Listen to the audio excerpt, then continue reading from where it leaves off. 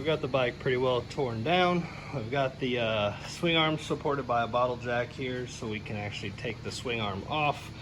We'll remove the shock right quick, pull that out, and then we'll remove where the swing arm mounts are and pull this whole thing off. As you see, the chain does go through the swing arm. We're not going to take that off of the swing arm. We'll just pull off the front sprocket and take it off as one piece. And as we do that, we should be able to take a look to see if everything is straight. We'll pull the shock off, and once we do, we'll actually work the swing arm to make sure it goes up and down and goes straight, and we'll take a look at it from there.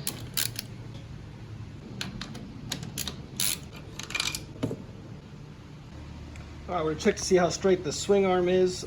We've got a laser projected on the swing arm, so this unit self-levels, and then we've got a couple of lines running up the actual chassis and centered up as best as we can.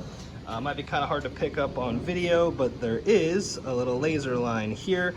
So as we make the swing arm go up through the travel, we're gonna see if that thing tracks straight up and down. Just do some last minute adjustments.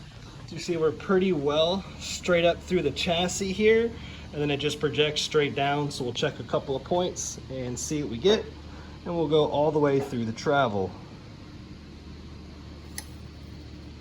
So that's as far as that thing would ever go up and down.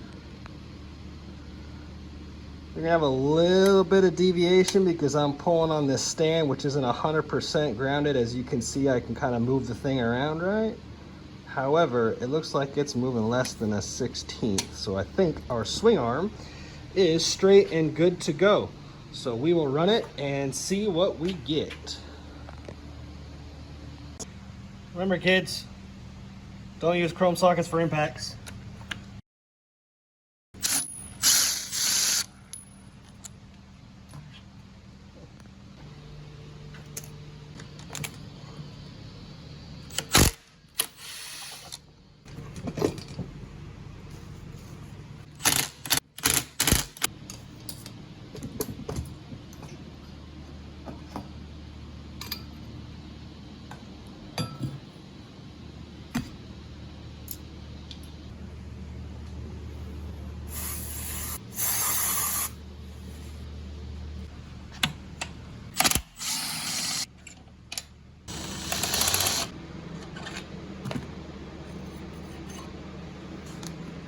Cool, we got our hub pulled out. We left the eccentric in there for now. We're gonna pull out here a little bit later once we get the swing arm off. Our next step is to actually take the swing arm off because we have all the linkage removed and such. Inside that deep dark hole right there is actually a 10mm Allen. Super difficult to see because of the lighting.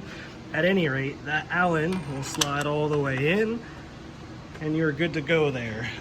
It actually is a piece that slides in with the bearings here, and then it screws into the cases. So again, that's just a 10mm Allen.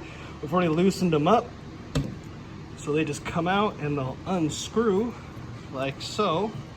So this way we can remove our swing arm. We're just gonna go ahead and take out essentially these bolts that allow the swing arm to attach to the cases. As you see, it's just one big old bolt, and that fits right inside here, inside the cases. So now that we've got that pulled out, we'll grab the other side as well, and then we'll remove the swing arm. And then we have our headers to remove, and that engine will be pretty much isolated at that point, and we'll dig into the frame.